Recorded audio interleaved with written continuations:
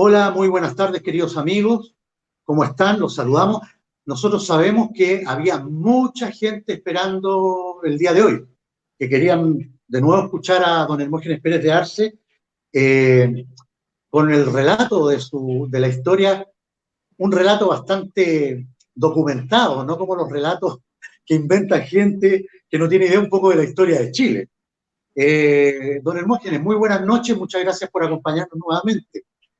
Andrés, buenas noches, muchas gracias por convidarme. Nicolás, lo mismo. Buenas noches, don Hola Hermógenes. Nico, ¿cómo estás? Hola Andrés, ¿bien y tú? Bien, bien. Oye, para que vayamos directo al grano, como hay un programa que era de Gonzalo La Carrera, ¿no es cierto? Directo al grano, muy buen programa. Eh, yo creo que parte tú porque te quedó una pregunta pendiente de la jueves pasado. Sí, atendía a la contingencia nacional producto del partido de Chile la semana pasada.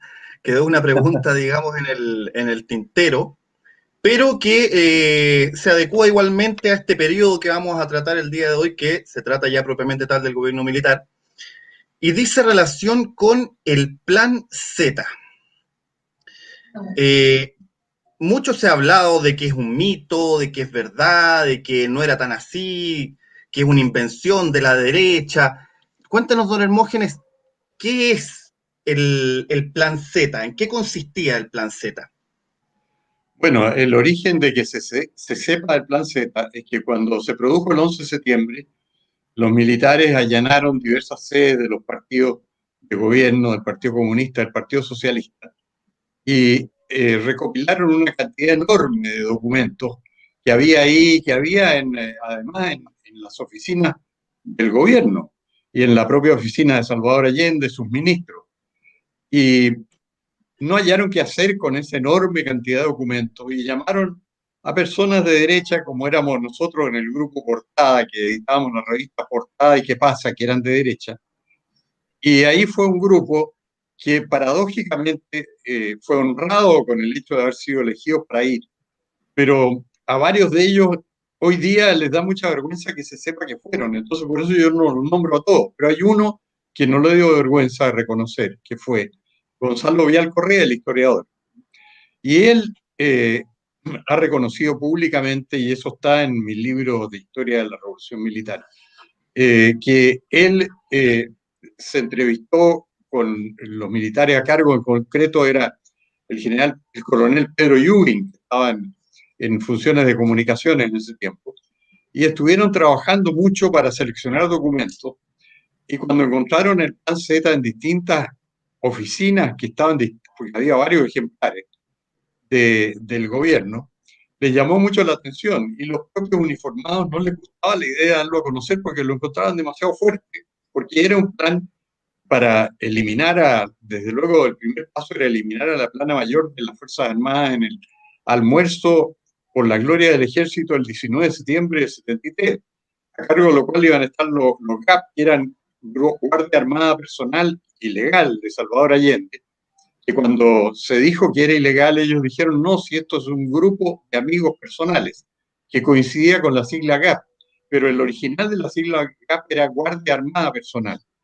Y entonces Gonzalo Vial, con mucho coraje, dijo, sí, yo participé y recolecté todos estos documentos y le recomendamos al gobierno militar escribir un libro blanco del cambio de gobierno en Chile, que se editó en 1974, se tradujo al inglés, se mandó a Europa y a Estados Unidos. Y dentro del libro, que se llama Libro Blanco del Cambio de Gobierno en Chile, está el Plan Z íntegro. Y años después, como la gente se olvida de todo en Chile y sobre todo la historia la escribe a la izquierda, yo rescaté esto del Libro Blanco y entonces yo tenía un ejemplar del propio año 74, ya estaba viejito, y en los 90 dije yo, bueno, pero esto hay que darlo a conocer de nuevo. Y empecé a averiguar en los registros de propiedad intelectual y no tenía dueño. El gobierno militar, que era el dueño, en realidad no lo había inscrito en el registro. Y lo inscribí yo a nombre de una sociedad mía que se llama Sociedad Editorial El Roble, que es la dueña de los derechos sobre el libro blanco. Y lo publiqué, y lo mandé a librerías y a lo mejor todavía quedan ejemplares por ahí porque hicimos varios miles. Y obviamente yo tengo también ejemplares. Ahí está íntegro el Plan Z. Gonzalo Vial le dio el espaldarazo público que necesitaba, porque la gente de izquierda dice que el plan Z es tan falso que hasta los que lo inventaron se les olvidó. No, sí, está escrito en todo detalle y lo hicieron ellos, obviamente, y lo habían hecho para que no se pudiera divulgar, numerando los ejemplares que se repartían entre los altos funcionarios de la Unidad Popular. Y el que se publica en el libro blanco es el número 2, ¿eh? Así que debe haber sido el que sigue de Allende, el número 1 debe haber sido para Allende. Está el número 2 dibujado en cada página, esto destinado a que si alguien lo revelaba, las fotocopias era inevitable que saliera un número a través de toda la página y iban a saber quién había revelado esto. Y el plan Z se pone en tres situaciones. Una, que haya una invasión extranjera para derrocar a Allende. Dos, que haya una guerra civil interna. Y tercera, era el autogolpe de ellos.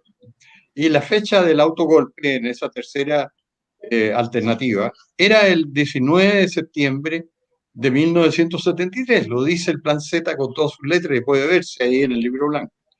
Y con motivo de el almuerzo en honor a la gloria del ejército que ofrece el ejército a las demás ramas. Y ahí el GAP iba a estar encargado de dar de baja, eso es lo que me empleaba, a la alta oficialidad del ejército. Y ahí entonces procedía a tomarse el poder.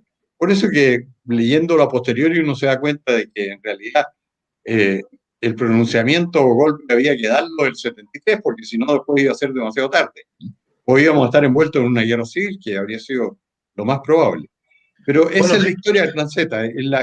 El respaldo de legitimidad lo dio la entrevista de Gonzalo Vial Correa al diario La Tercera, por allá por los años 90 o tal vez primeros años del siglo XXI.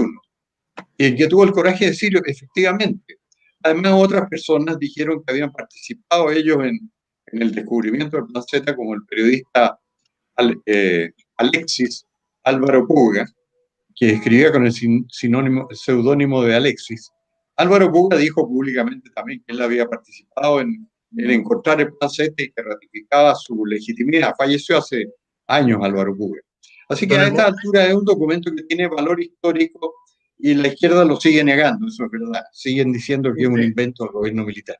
Sí. Don Hermógenes, en este sentido, incluso hay registros de la época de don Patricio Aylwin, quien da cuenta efectivamente de este autogolpe, y él dice que en este sentido, con el pronunciamiento, los militares simplemente se anticiparon a la acción de lo que iba a ser esta situación. Claro, eso lo dijo Aylwin, quedó en video, pero lo simpático de eso, no sé si se puede llamar simpático, pero para mí es simpático, es que el año 93, o sea, 20 años después, él dijo en otro video que nunca había dicho lo anterior.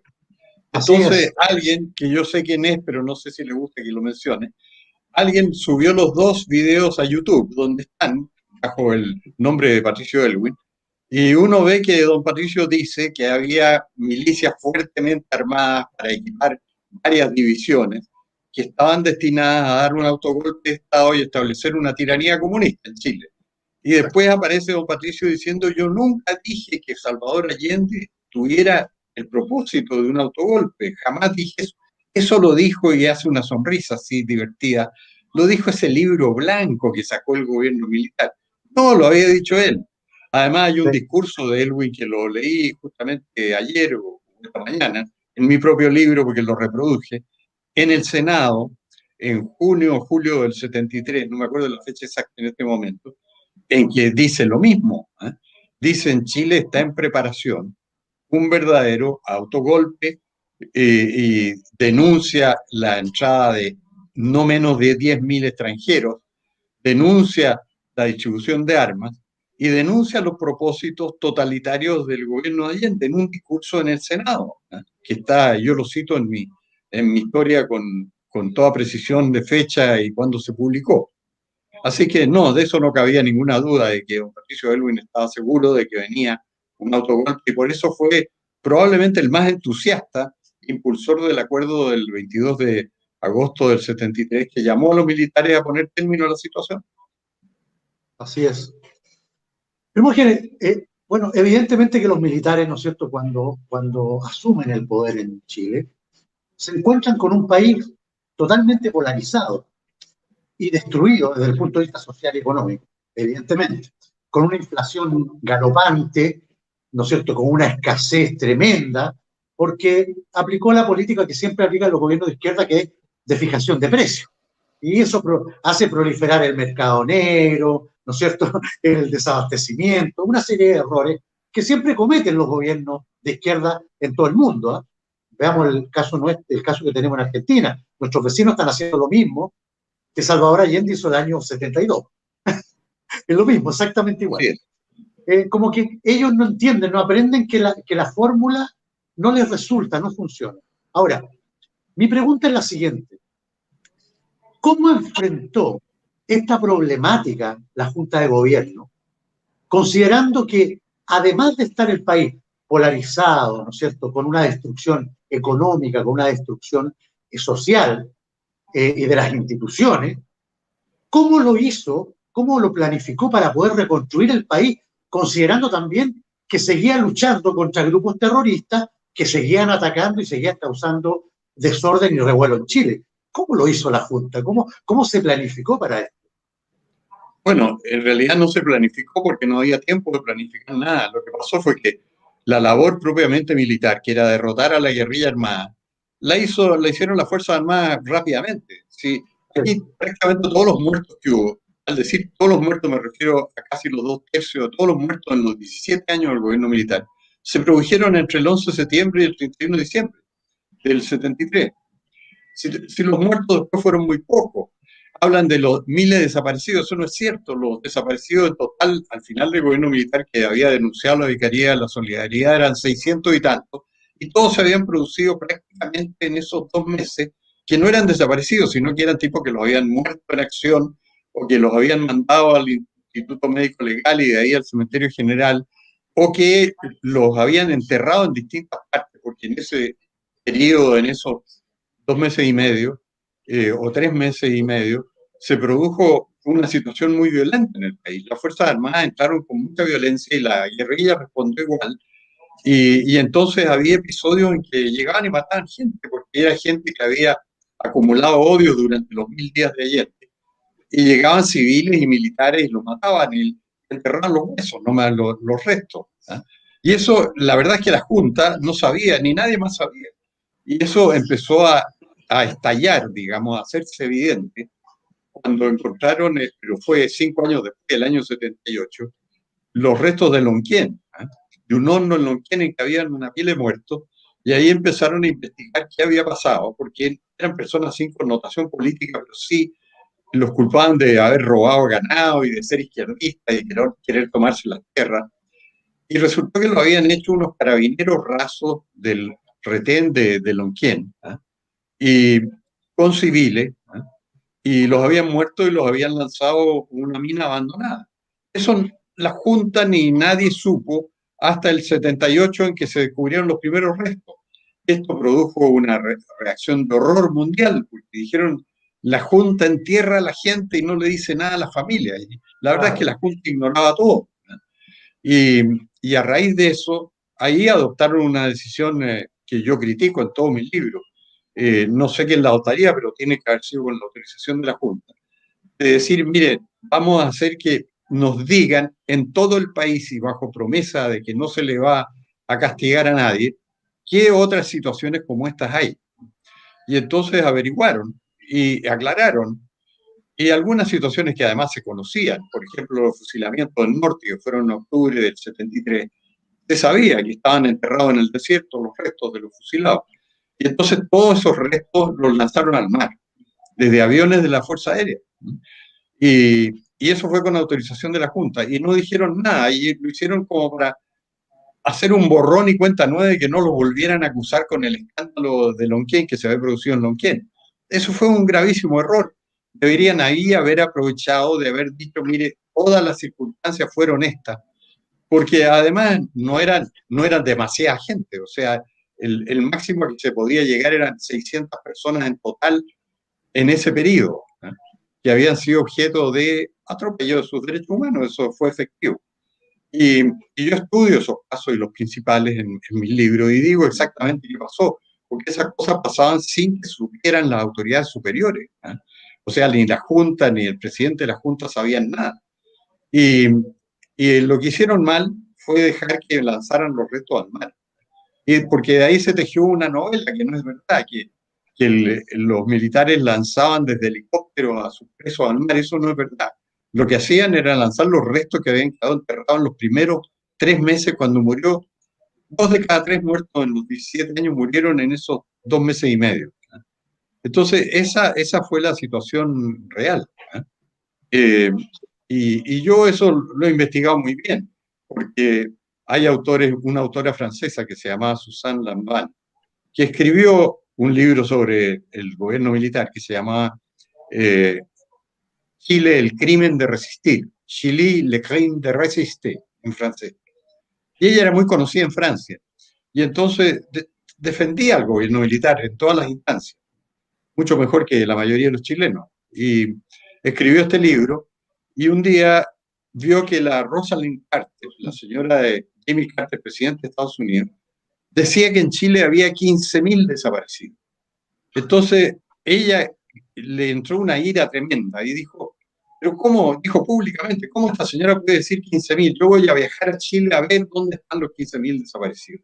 Y vino a Chile y fue a todas las instancias que denunciaban estas cosas, fue a la Vicaría de la Solidaridad y le dijo, bueno, pero aquí dice esta señora que hay 15.000 desaparecidos, ¿qué saben ustedes? Y la Vicaría le dijo, hay cerca de 600 personas.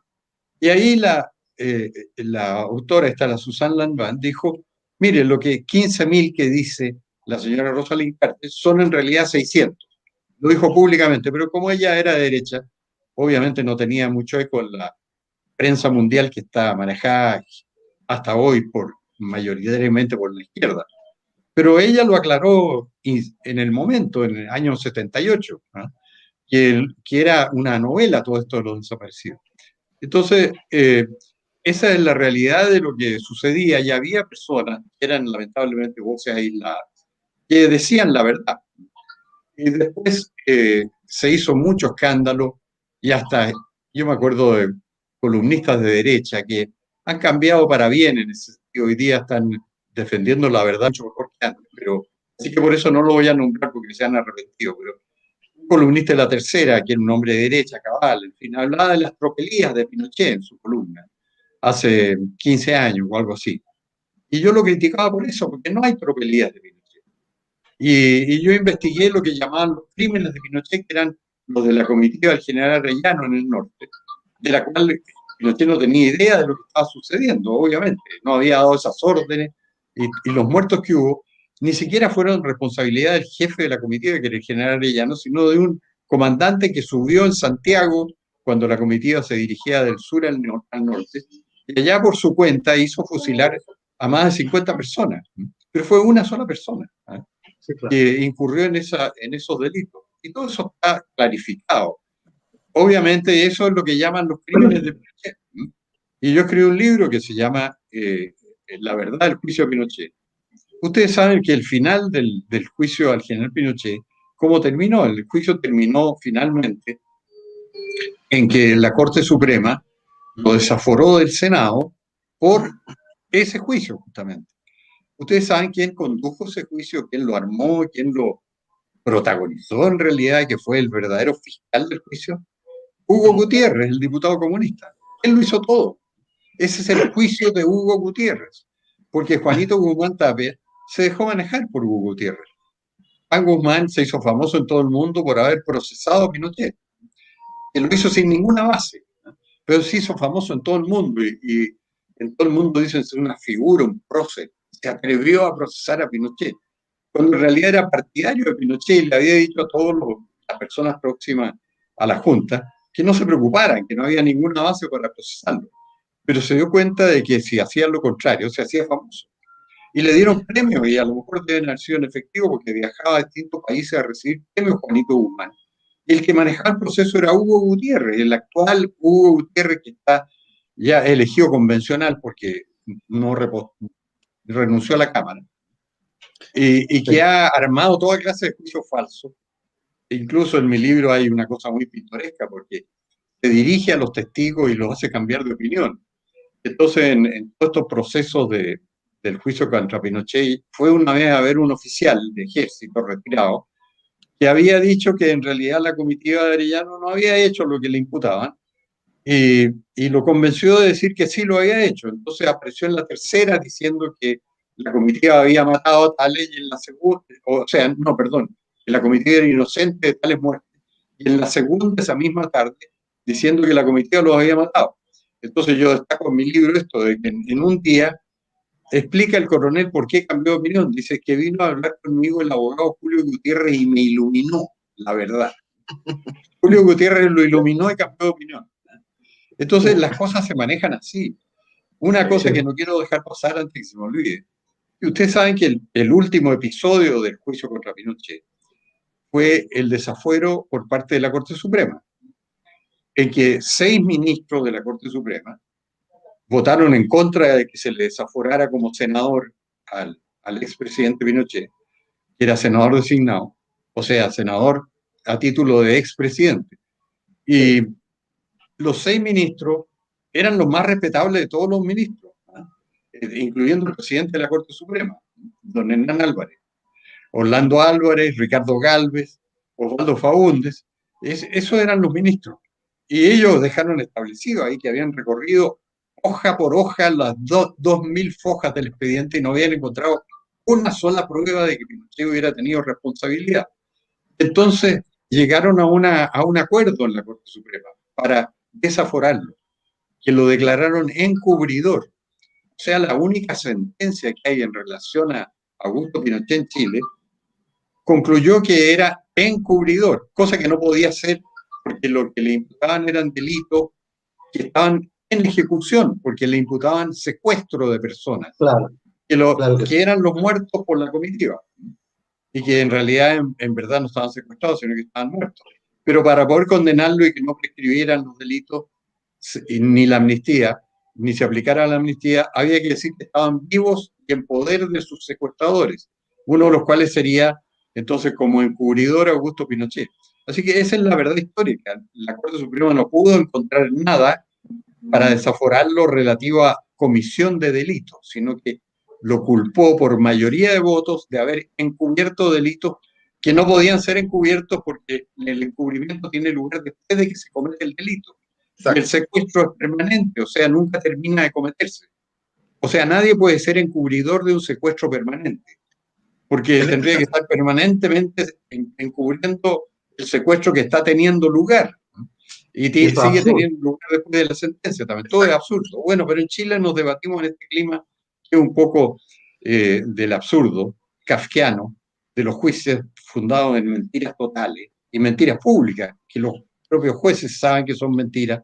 Hoy día leí en el diario que habían condenado a 3 militares por ciertas muertes sin ningún fundamento, porque el propio juez decía que él tenía que presumir que habían sido los autores, y que obviamente no eran los autores porque eran 3 oficiales que están condenados a centenares de años en juicios similares, pero lo concreto es que le dieron 250 millones de pesos a los hermanos de una persona del MIR que murió en 1973. Así que hoy día le dieron 250 millones de pesos a los hermanos.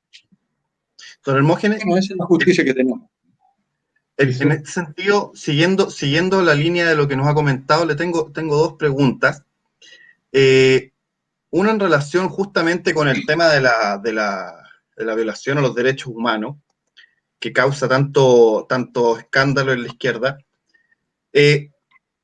Haciendo una pequeña introducción, yo desde que tengo memoria, siempre han habido casos aparecidos en la prensa en los cuales, por decirlo coloquialmente, algún oficial de Carabineros, etc., se sale de madre. En el gobierno de Lagos, de Bachelet 1, 2, Piñera 1, 2. Esas cosas siempre han pasado. Y no por eso se dice que tal gobierno es un gobierno violador de derechos humanos. Y en ese sentido, con mayor razón, en un gobierno en el cual se estaba constantemente en enfrentamientos con guerrilla armada, con guerrilleros armados, era lógico que en más de alguna ocasión digamos, algún oficial, sin conocimiento, digamos, de la Junta, se saliera de protocolo.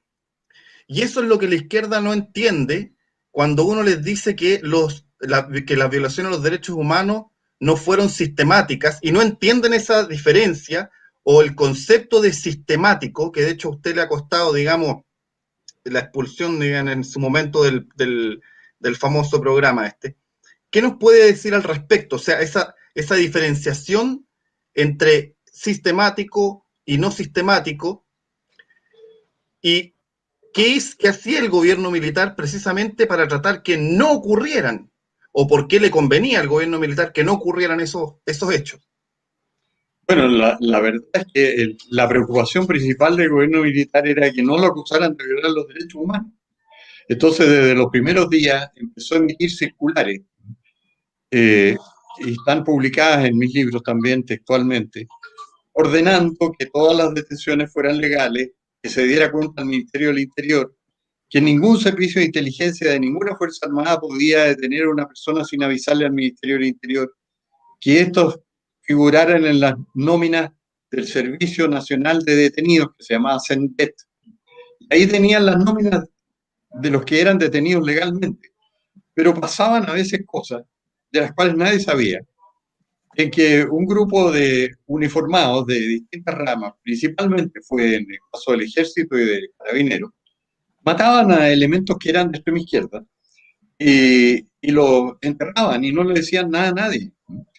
Y esos casos eran susceptibles de investigarse por la justicia, y de hecho, cuando había buenos jueces a cargo, los investigaban y los encontraban.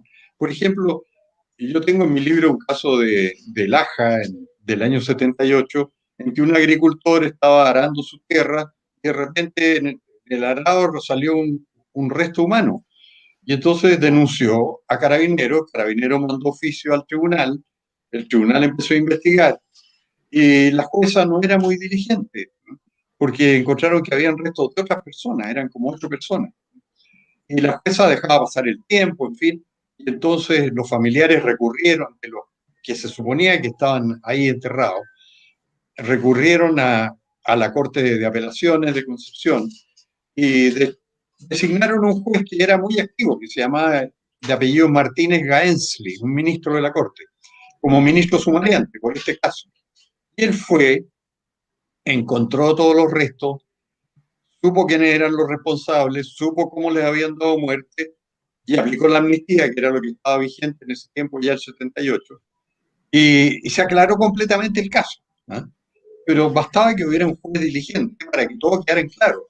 Y si hubieran sido todos los jueces diligentes, habrían quedado todos los casos en claro, porque los familiares naturalmente iban a denunciar a la justicia estos casos.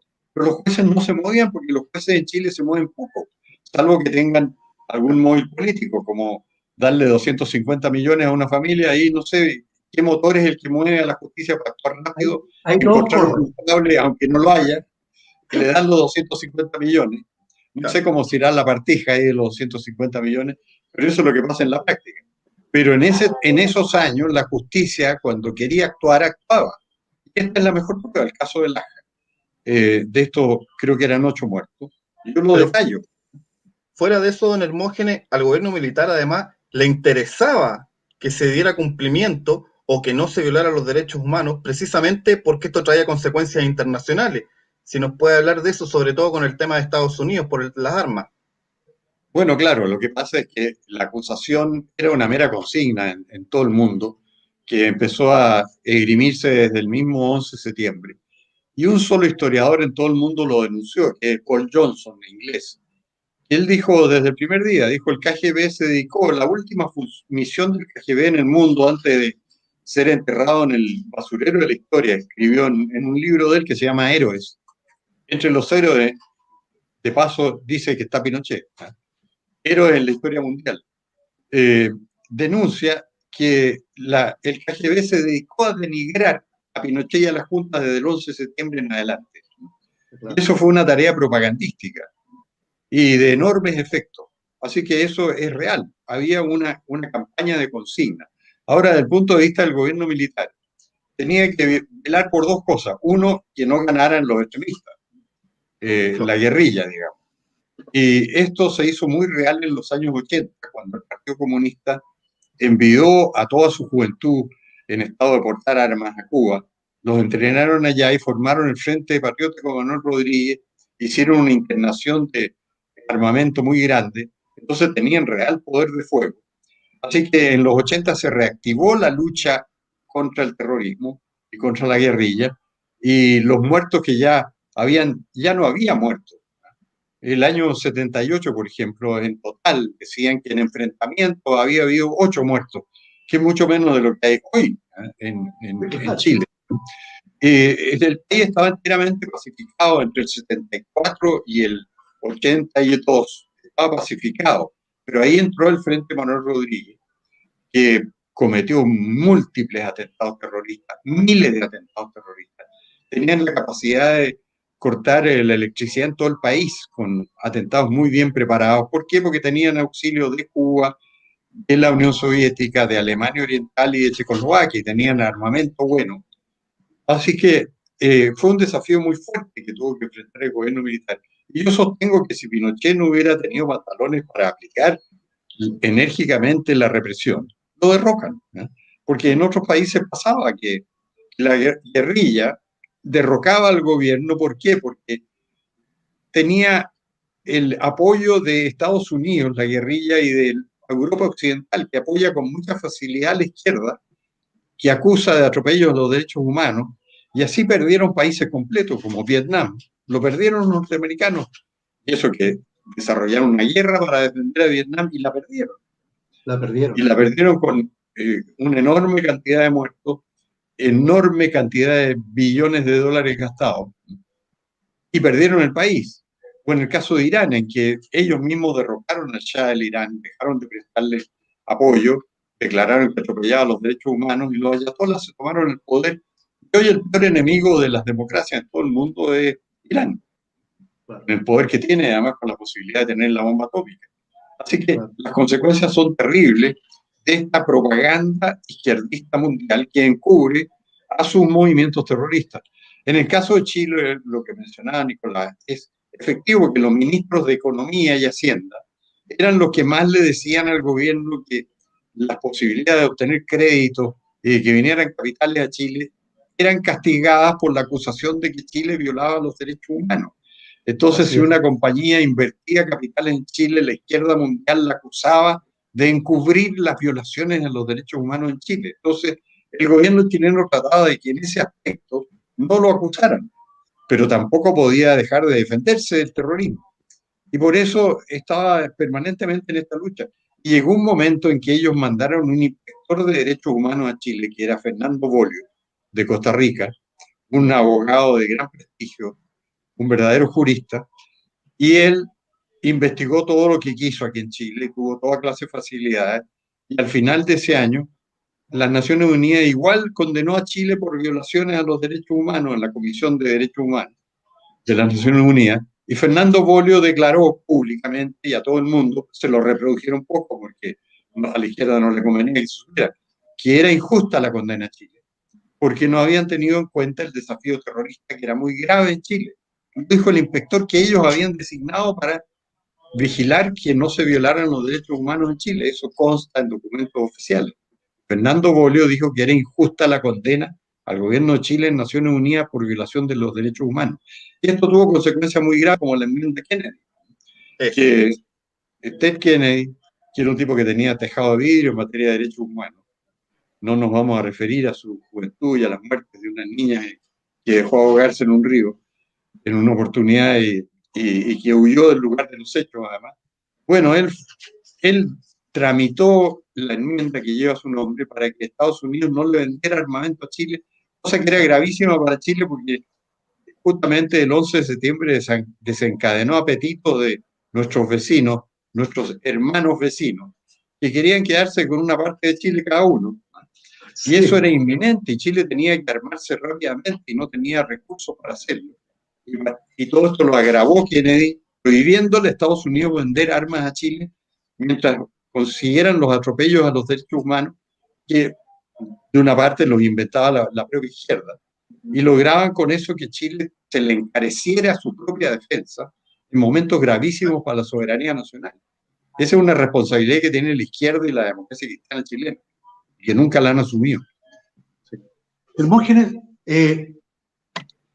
durante el gobierno militar se efectuaron reformas trascendentales que fueron pilares para el desarrollo económico y social de Chile hasta el día de hoy. ¿Cómo lo fue, por ejemplo, ¿no es cierto?, el cambio y en la modernización de una nueva, y se hicieron una nueva constitución para modernizar al país, para hacerlo más productivo y una serie de cosas. También se creó el sistema de pensiones, el sistema de capitalización individual, que fue un sistema que fue incluso emulado por otros países, creo que por casi 30 países. La creación de las ISAPRE para, ¿no es cierto?, tener un sistema privado de salud que actuara paralelamente con el sistema público, y también la reforma educacional que permitió, ¿no es cierto?, el nacimiento de las universidades privadas, los institutos profesionales y los centros de formación técnica. Mi pregunta es la siguiente. Es muy importante, creo yo, que la gente hoy día entienda por qué estas instituciones fueron creadas por el gobierno, por el gobierno militar o por el gobierno que en ese tiempo, ¿no es cierto?, estaba vigente, que era precisamente el gobierno de Augusto Pinochet.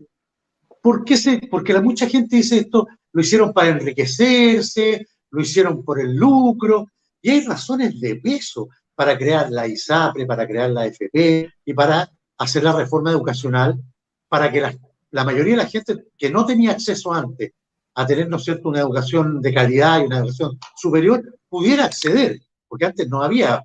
¿Cuáles fueron las causas, por supuesto en forma lo más resumida posible, que dieron origen a la creación de estas nuevas instituciones donde Chile se fue modernizando? Bueno, lo que pasa es que hubo una doctrina fundada en la libertad personal. La Constitución de 1980 es la Constitución de la libertad, porque es la Constitución que garantiza a los chilenos la libertad para emprender dentro de lo que es lícito, para hacer lo que las personas quieran dentro de la legalidad. Y las personas, cuando tienen libertad, son emprendedoras y emprenden cosas. Y entonces la Constitución abrió la facilidad, gracias al principio de subsidiariedad del Estado, que hoy día justamente un buen amigo y un partidario del gobierno militar que se llama Gastón Escudero lanza un libro sobre la subsidiariedad del Estado y la importancia que eso tiene. Porque la subsidiariedad consiste en que el Estado solo puede hacer las cosas que los particulares no puedan hacer. Claro. Y entonces, dando esa libertad a los particulares, estos empezaron a hacer todo lo que podían. En materia de previsión, se autorizó la existencia de las cuentas individuales y fue un tremendo éxito, porque este era un verdadero derroche de enormes recursos que se producía y que quedaban a beneficio de los políticos de turno y que se traducían en pésimas pensiones y un sistema quebrado. Y esto fue reemplazado por un sistema en que los recursos eran bien administrados, y obviamente los recursos bien administrados contribuyen al Producto Nacional, porque esos recursos bien administrados se le prestan a empresas que ganan plata y devuelven la plata, y más un interés. Eso es lo que ganaron las pensiones. Sí, del total de los fondos previsionales, 2/3 son por las ganancias que ha producido el sistema, gracias a eso. Y el crecimiento de Chile, superior al resto de Latinoamérica, que por algo pasó al primer lugar, se debe en gran parte a que la plata de la previsión se destinó a la producción, y la producción devolvía esa plata y permitía que hubiera fondos más que suficientes para buenas pensiones.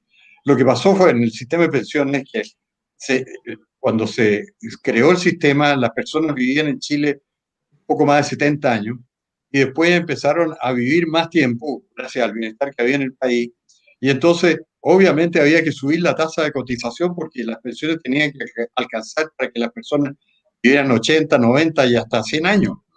Y entonces obviamente las pensiones se hicieron más escasas porque la gente vivía más y porque había muchas lagunas previsionales y no todos cotizaban. Eso es otro tema. En la salud lo mismo, hubo libertad. Hubo libertad para crear instituciones de salud previsional y que las cotizaciones de salud de las personas voluntariamente las podían llevar a entidades privadas que tenían mucho mejor salud que la de la ISAPRE. En la ISAPRE no hay listas de espera, en la ISAPRE la atención es buena, la gente está contenta. Y una cosa peor todavía, a la altura de hoy, la plata que el Estado gasta en las ISAPRE sería suficiente para darle a todos los trabajadores chilenos planes de salud, seguro de salud privado. y no tendrían lista de espera y tendrían mucho mejor atención y mejores clínicas y todo mejor, con la misma plata que cotizan, porque la plata que se lleva la burocracia estatal es tan enormes cantidades que bastarían para que, bueno, hubo un economista que, Rolf Luders, en un artículo famoso de él, yo lo he hecho famoso de tanto repetirlo, 1 de noviembre de 2019, en La Tercera, dijo: si el gasto social, que es para los más pobres, se distribuyera entre el 20% más pobre de los chilenos, no habría pobre en Chile, porque cada hogar pobre tendría 2,5 millones de pesos al mes, si el gasto social le llegara realmente. Pero no le llega porque los partidos políticos y la burocracia se quedan con la parte del león. Entonces lo que le llega a la gente es poco. Pero la culpa de eso no es del modelo, porque el modelo da la plata. Es del Estado y de los funcionarios y de los políticos que se quedan con parte de la plata sin merecerla. Por algo, el Estado ha multiplicado por 6 el número de sus funcionarios desde el año 90 hasta ahora. Y el gasto estatal se ha multiplicado por 4 veces en términos reales también, y sin que haya una mejoría, todo lo contrario. Por eso ahí el descontento de mucha gente con el Estado, porque no cumple sus funciones. El problema es el Estado en Chile. Eso es lo que hay que modificar. Y la revolución deberían haberla hecho contra el Estado y no contra los particulares como ha resultado. Así es. Yo recuerdo, Hermógenes, que cuando yo fui de la generación de colegio que terminó el colegio en el año 79. Por lo tanto, yo alcancé a vivir los dos estilos. ¿Ah? El estilo antiguo, ¿no es cierto?, el sistema antiguo de educación, solamente con universidades tradicionales. Yo entré con ese sistema en el año 80, pero la gente, yo no sé cómo la gente no entiende, o se le olvidó, no sé qué les pasa a los chilenos. En el año 80 yo entré a la universidad, yo di la prueba de aptitud académica, que era en ese tiempo, y en ese tiempo salieron, yo recuerdo, 148.000 alumnos que egresaban de cuarto medio. Hoy día son más de 400.000, evidentemente, pero en ese tiempo eran 148.000, el año que yo di la prueba, el 79. Y quedaban en la universidad 28.000. Por lo tanto, habían 100.000 personas, 100.000 ¿cómo se llama?, jóvenes, que no tenían ninguna posibilidad de estudiar, que tenían que hacer ascensorista o mensajero. Ese era el futuro que tenían. Y el resto estudiaba. Y el gobierno militar, a través de la reforma de educación, y quiero que usted por favor me diga si está de acuerdo conmigo, le dio la posibilidad a todos los jóvenes chilenos que pudieran estudiar, ya sea en una universidad privada, en un centro de formación técnica, en un instituto profesional, que no existían hasta el año 1980. Bueno, esa es la verdad, porque el gobierno militar lo que hizo, como bajo los conceptos de la subsidiariedad de la Constitución de 1980, en 1981 se decretó la libertad para fundar universidades. O sea, si usted, que tenía la idea de fundar una universidad y tenía la manera de hacerlo, llevaba los estatutos al ministerio, y por el solo hecho de depositar los estatutos en el ministerio, esa era la libertad que había. Usted ya era dueño de una universidad en formación. Obviamente tenía que informar a las autoridades y todo eso, pero se crearon numerosas universidades, medio centenar de universidades, y 1 millón de chilenos que no iban a la universidad llegaron a la universidad. Ese es un logro del gobierno militar.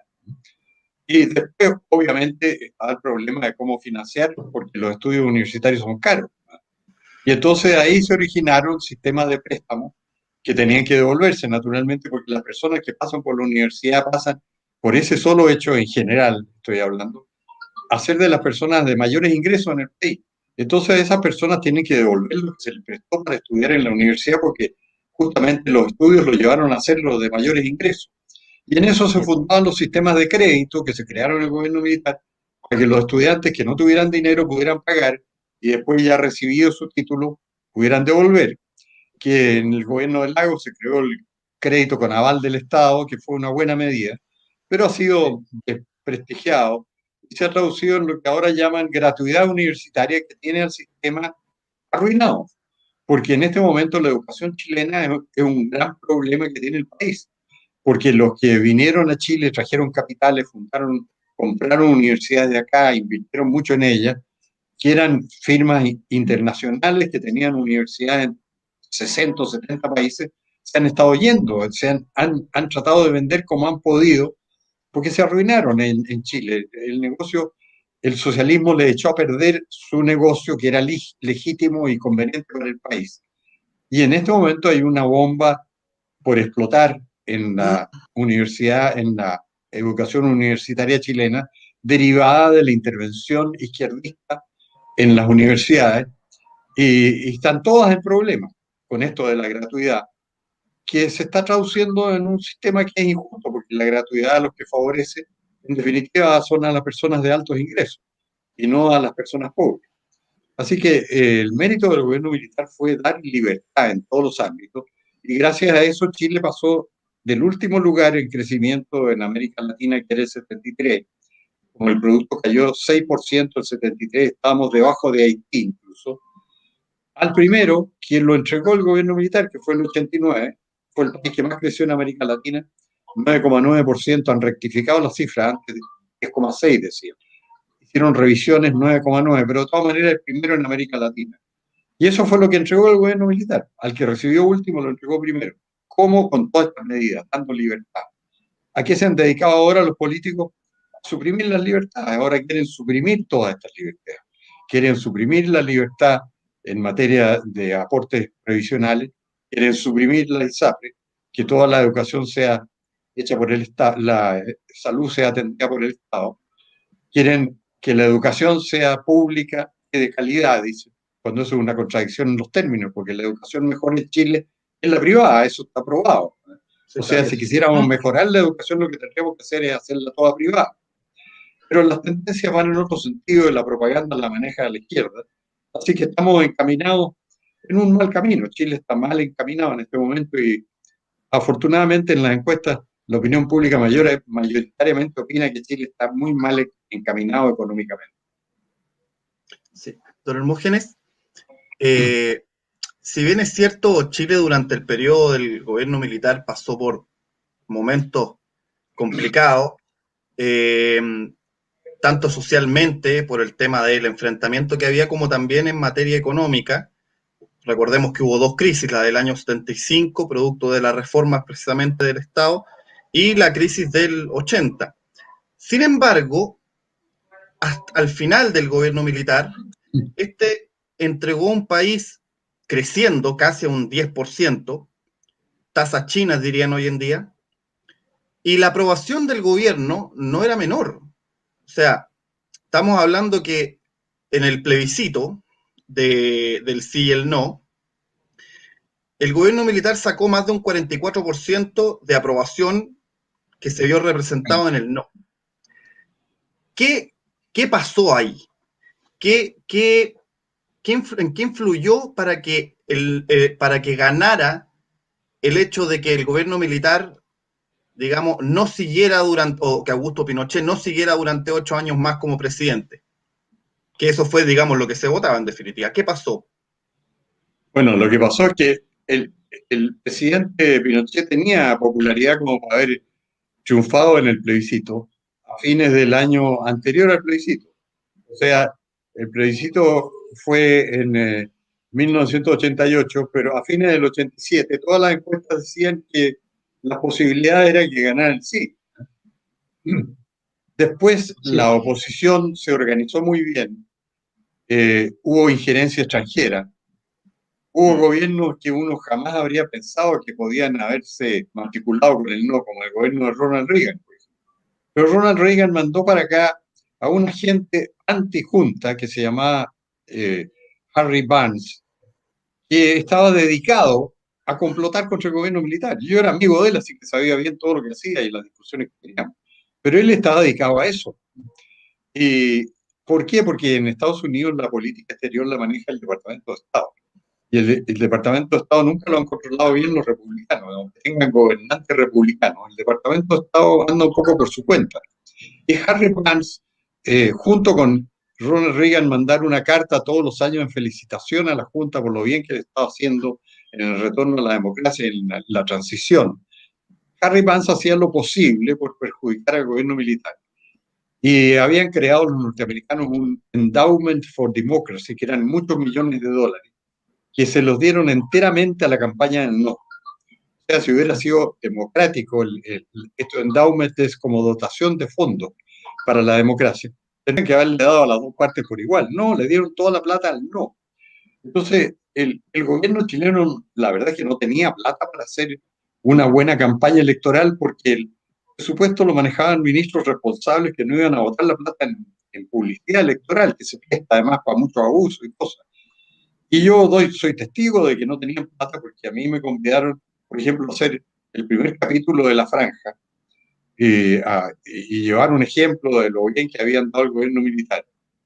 Y bueno, voy a dar un solo dato. Cuando llegamos ahí a maquillarnos para aparecer en el primer capítulo de La Franja Electoral, en la habitación en que a mí me maquillaron tenía piso de tierra, una casa de adobe. O sea, ella era lo más pobre que hay. ¿Eh? No tenían medios y recurrían a personas que no cobraban, como yo. Y ellos, en cambio, tenían todo el apoyo del Endowment for Democracy y plata de toda Europa Occidental, porque el mundo entero anda siempre perdido en estas materias. Por eso el mundo entero apoyaba que echaran al Shah del Irán y lo dejaran en manos de la Ayatollah y apoyaba que Estados Unidos entregara a Vietnam y se lo dejara a los comunistas. Eso era con apoyo mundial. Si el mundo anda muy perdido en esto, la izquierda le dicta sus términos al mundo y los desastres después los soporta la derecha. Esa es la culpa de todo. Y aquí en Chile pasó eso. El gobierno militar, si hubiera tenido realmente recursos para hacer una buena franja electoral y una buena campaña publicitaria, gana el plebiscito, porque lo estaba ganando el 87. ¿Por qué no iba a seguir ganándolo el 88? Pero después del 88 todas las encuestas empezaron a mostrar que lo estaba perdiendo. Incluso había unas encuestas que hasta última hora daban de ganador al sí, pero evidentemente estaban muy equivocadas y a mí me hicieron pasar una vergüenza porque salieron en la primera página del Mercurio. Como yo había participado en la franja, una cadena norteamericana me entrevistó en la fila donde iba a votar yo, el día del plebiscito del sí y el no. Y me preguntaron qué opinaba yo. Yo dije, yo creo que va a ganar el sí. Aquí está el diario El Mercurio, que es el más antiguo del país, y lo dice. Y entonces le muestro el diario con sus titulares a la periodista y la periodista me lo pide. Y después vuelve, y yo seguí en la fila ahí de los votantes. Me dice, oiga, es que estos porcentajes arrojan más del 100%. ¿Cómo va a ser bueno esta encuesta? Y era verdad, la encuesta se había equivocado. Y señalaba más del 100%, y por lo tanto no estaba bien hecha. Bueno, y estaba tan mal hecha que perdimos el plebiscito. Pero la situación era esa, o sea, se había pasado mucha gente partidaria del gobierno militar al no, para empezar. Que lo hacían por temor, fundamentalmente, porque lo digo esto con fundamento porque me lo dijeron a mí. Había un amigo mío que votó no, que nos decía en los meses previos, nos decía, aquí nos van a colgar a todos cuando ganen los de la izquierda. Entonces él necesitaba, como llamaba, una cancha de aterrizaje, donde llegar bien para el próximo gobierno y que no lo colgaran de los faroles. Y eso operó mucho, y mucha gente de derecha se cambió de bando. Y bueno, lo siguió haciendo después. Elwin se cambió de bando. Sí, Elwin fue el primero que pidió el gobierno militar, el primero que advirtió que si no iba a haber un golpe armado en Chile, y después decía que jamás había dicho eso, y se dedicó a perseguir a los militares y a condenarlos a través de la Comisión Rettig, que fue una vergüenza, porque eso es una vergüenza nacional. Nadie ha investigado, pero la Comisión Rettig es una vergüenza. Tan vergüenza es que dice que todos los elementos armados que mataban gente también, porque del total de 3.097 muertos, hubo 423 que lo mató a la izquierda. Pero el informe Rettig dice que los mataron particulares obrando por motivos políticos, como si hubieran sido de la Sofofa o algo así los que mataron. No nombra al Frente Manuel Rodríguez, ni al MIR, ni le echa la culpa de nada, ni a los comunistas ni a los socialistas. No, eso es para la risa ese informe Rettig. Bueno, después Gonzalo Vial, que lo encabezó y que fue muy severo con los militares, se arrepintió. Y cuando salió el informe Valech en 2005, Gonzalo Vial lo trituró, lo deshizo. Que eran las mismas razones para deshacer el Rettig donde había participado él, pero ya el 2005 se había arrepentido. Y después, el 2008, cuando falleció, ya estaba escribiendo definitivamente contra los tribunales por juzgar ilegalmente a los militares. Así que Gonzalo en eso tuvo un cambio de actitud que yo le aplaudí siempre. Sí. Hermógenes, ¿cree usted que el hecho de que el gobierno militar llamara a plebiscito, entregara el poder en forma democrática y terminara su gestión presentando Chile con cifras económicas más que aceptables, esas razones fueron determinantes para que la izquierda hiciera una campaña a nivel mundial para desacreditar cualquier logro del gobierno militar y los empujara a la gente izquierda a difundir ese odio tan beligerante hacia el general Augusto Pinochet? Bueno, fundamento no tenía. La izquierda nunca ha tenido fundamento. Por eso cuando la izquierda gobierna fracasa. ¿Dónde hay gobierno socialista hoy día? En ninguna parte. En todas partes los países que prosperan son todos los que respetan la libertad de las personas para emprender, o sea, la iniciativa privada. ¿Por qué no hay regímenes socialistas? Porque fracasaron. Porque cuando la gente pudo elegir, después de ver las consecuencias de lo que hacían, elegían a gobiernos que eran de centro o de derecha, no de izquierda. Y eso es lo que pasa en el mundo. Si la izquierda en el mundo se impone por la fuerza. Y la fuerza es la que reina en Cuba, reina en Venezuela, reina en Corea del Norte, ¿eh? Reina en Nicaragua, donde hoy día leíamos que han metido presos a todos los candidatos opositores.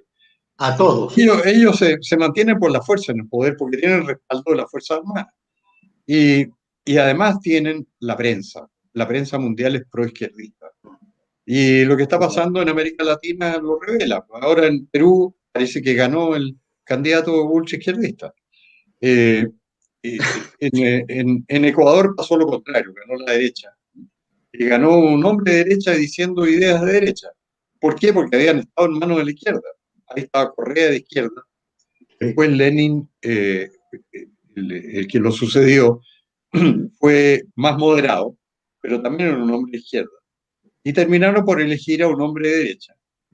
Y en Chile estábamos muy bien. Por algo, en 2019 Sebastián Piñera decía que Chile era un oasis, ¿eh?, en América Latina, hasta que la izquierda le armó una revolución violenta. Y él se sometió a la revolución violenta, se rindió, entregó la Constitución, ahora entregó hasta el matrimonio, ha entregado todas las instituciones básicas de la República. Ya no sé qué más le falta por entregar. Yo creo que le falta entregarle el gobierno a Jadwe o a la Yasna Proboste, que yo creo que está un poco a la izquierda de Jadwe, la Yasna Proboste. Entonces, eso es lo que pasa, que los pueblos suelen ser manejados por una opinión, por una prensa que está en manos de la izquierda y que necesita que la izquierda fracase en el gobierno para que los pueblos vuelvan a entender.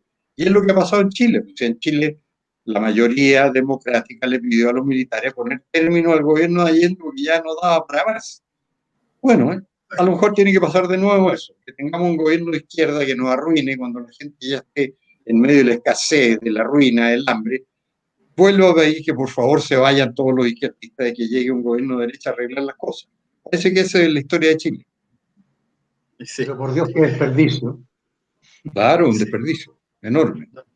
Don Hermógenes, para ir terminando por el tiempo, primero que todo le quería pedir que hiciera propaganda de su libro, Historia de la Revolución Militar Chilena, y dónde se puede conseguir dicho libro. Y asimismo, también hay una pregunta interesante que hace Marcelo René López Álvarez, que pregunta qué rol cumplió la CIA en la caída de Allende desde su punto de vista.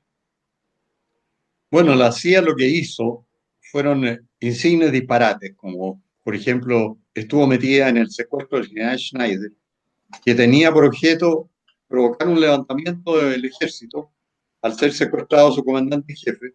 Estaba tan mal hecho el secuestro que lo mataron, porque la idea era mantenerlo secuestrado y crear una incertidumbre y que el ejército se alzara y dijera: este proceso no puede continuar, vamos a poner orden aquí, y impidiera la elección de Allende en el Congreso Pleno. Y lo que logró fue todo lo contrario, confirmar a Allende, que después del asesinato de Schneider el país se horrorizó y los demócratas cristianos votaron pues, mayoritariamente por Allende y ellos lo eligieron. Los demócratas cristianos eligieron a Allende. Ellos podían haber elegido a Alessandri perfectamente, pero siguiendo su tónica histórica se inclinaron a la izquierda y eligieron a Allende. Así que la CIA cuando se mete lo hace mal. La verdad es que la CIA le daba plata a los candidatos que se oponían a Allende, y eso quedó constancia, quedó la revelación de los propios papeles norteamericanos confidenciales, de que habían ayudado a la prensa de derecha, que habían ayudado a candidatos de derecha. Y yo fui candidato el 73 y en una oportunidad que el presidente de mi partido, Sergio Nofre Jarpa, me, me pidió ir a conversar cuando yo era nada más que candidato a diputado. Me preguntó si determinada persona me había hecho una donación para la campaña y yo le dije que sí, que me había dicho que era plata de su familia, que estaba ayudando a candidatos de derecha. Y me dijo, qué lástima porque eso es plata de la CIA, pues ese hombre recibe plata de la CIA, que era un correligionario de él, muy destacado y muy conocido, no lo voy a nombrar para no desprestigiarlo, y ya falleció. Entonces, era evidente que la CIA intervenía en ese sentido, pero en el pronunciamiento militar no tuvo nada que ver, ni supo.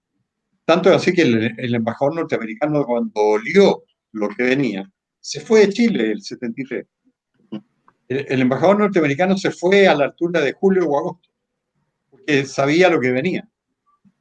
Y la verdad es que en Chile todos sabíamos lo que iba a pasar, pero no teníamos como la confirmación oficial. Pero a mí en julio, por ejemplo, del 73, cuando iba a grabar mis comentarios en la Radio Agricultura, Álvaro Puga un día me dijo, Hermógenes, si esto está hecho.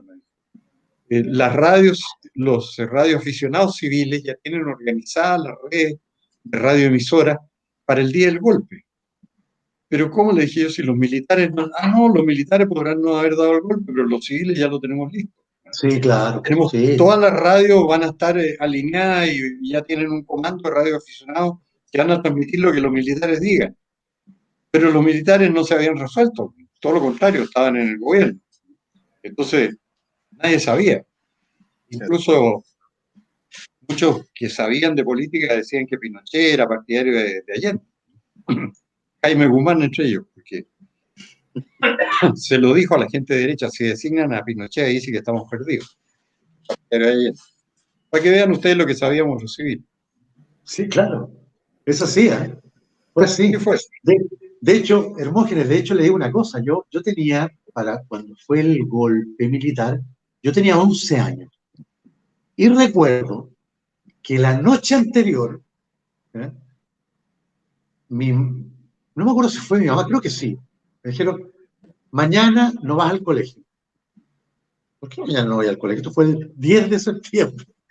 No, no vas al colegio porque mañana los militares se toman el poder. Era secreto, no lo sabía nadie. ¿Sí? No, si sabían, la gente, como dice usted, los civiles estaban muy, muy organizados y de hecho la población civil chilena, una cosa que hoy día se desconoce, pero a mí me consta, la población chilena, la gran mayoría, pedía la intervención militar para acabar con el gobierno de Allende. Eso es una realidad. Bueno, pero si por eso se produjo el acuerdo de la Cámara de Diputados, si ahí estaban representantes del pueblo, si era la mayoría que pidió eso, los representantes del pueblo lo pidieron, pero no sabíamos nada de la realidad. A mí me llamó el diputado Gustavo Alessandri, que era junto conmigo diputado nacional, el mismo 11 de septiembre y me dijo, Hermógenes, ¿ha oído la radio? No, me estaba levantando para llevar a mis hijos al colegio. No, me dijo, si hay un pronunciamiento militar, hoy pon la radio. Bueno, puse la radio y ahí estaban diciendo que se habían tomado el poder. Así que la verdad es que no sabíamos. Teníamos todas las nociones generales de que tenía que pasar algo, claro, pero no sabíamos qué. Por eso decían que los momios teníamos el dedo índice gastado hasta la segunda coyuntura, porque golpeábamos la mesa diciendo mañana es el golpe. Que había gastado el dedo tanto así. Don Hermógenes, ¿dónde se puede conseguir su libro? Bueno, la verdad es que mi libro tiene mala prensa, porque no es comunista, sino que es de derecha. Y por lo tanto yo he hecho 3 ediciones de mi libro. Y tengo ya entregado todas las que tenía a la editorial Zigzag, que lo distribuye. Y Zigzag me rinde cuenta todos los meses y se vende un ejemplar al día de mi libro y ellos me rinden cuenta. Yo sé que hay en la librería Antártica y en la librería en la Feria Chilena del Libro, pero obviamente no tiene promoción, la prensa no lo comenta, pero la gente lo compra. Claro. Y ya llevo 3 ediciones. No tengo toda la prensa que tiene Baradit, por ejemplo. Baradit escribe un libro y el Mercurio y todo el mundo dice, escribió Baradit y todo el mundo va y lo compra y es el primero que sale. No, en el caso mío no, hay que ir y comprarlo. Y muchas veces en las librerías no lo encuentran y hay que ir al subterráneo, me dicen y me escriben a mí. Bueno, eso yo no lo puedo impedir, pero sé que está en esas librerías por lo menos. Perdón, don Hermógenes. Feria Chilena del Libro. Perdón, don Hermógenes, no debe desconocer la promoción que le dieron a su libro desde el matinal Bienvenidos. Eso sí, porque la cuenta que me pasó Zigzag multiplicó por 10 lo que me mandaban todos los meses. Increíble, ¿eh? Al mes siguiente, me sirvió mucho. Ojalá me conviene a otro matinal y me echen. No. Ni Dios lo quiera. Yo lo encontré. Yo no quería ni tocar ese tema porque lo encuentro, la actitud del Canal 13 de tan bajo nivel que ni siquiera no me interesa ni mencionarlo. Realmente hermoso. En honor a la verdad, hay 2 actitudes de Canal 13. Una, el dueño, que apenas me echaron esa mañana, mandó un Twitter que se publicó en todas partes diciendo: pido perdón a la audiencia, no deberían haber convidado a Hermógenes Pérez de Arce, pido perdón por eso. Y otra, su hijo, que es el director del canal, que se llama Maximiliano Luxich, que me llamó, me dio excusas, me dio toda clase de explicaciones, e incluso me insinuó que estaba de acuerdo con los puntos de vista que yo había expuesto. No me atrevo a afirmarlo categóricamente, pero yo lo entendí así. O sea, me pareció que era una persona que participaba de mi idea. Y me pido perdón. Así que hay 2 caras del Canal 13, la del dueño y la del hijo del dueño. Dos caras totalmente distintas. Sí. Claro, pero el que manda en el canal es el hijo, es el director. Salvo que el padre lo eche, que puede hacer. Sí. Bueno, yo les agradezco a todo el mundo que hubo mucha gente conectada, mucha gente, le mandaron muchos cariños, Hermógenes, la gente lo admira mucho, lo sigue mucho. Sí, así que yo les mando un abrazo a toda la gente que se conectó. Les recuerdo, suscríbanse a este canal, Mayoría Silenciada, que es un canal nuevo, joven, que está creciendo muy fuerte, porque tratamos de decir la verdad. Eso es lo que realmente hacemos, digamos. Y Hermógenes, nos vemos el próximo jueves. Le agradezco infinitamente su presencia y el próximo jueves nos vemos y ahí vamos a hablar ya de la historia desde el año 90 hacia adelante de Chile. ¿Qué ha pasado? Sí, me voy a preparar. Buen tema también. Muy buen tema. Que encantado. Muy bien, Hermógenes. Buenas noches. Muchas gracias, Andrés. Muchas gracias, Nicolás. Felicidades. Nos estamos viendo. Chao, que esté bien. Buenas noches. Que esté muy bien. Gracias a todos.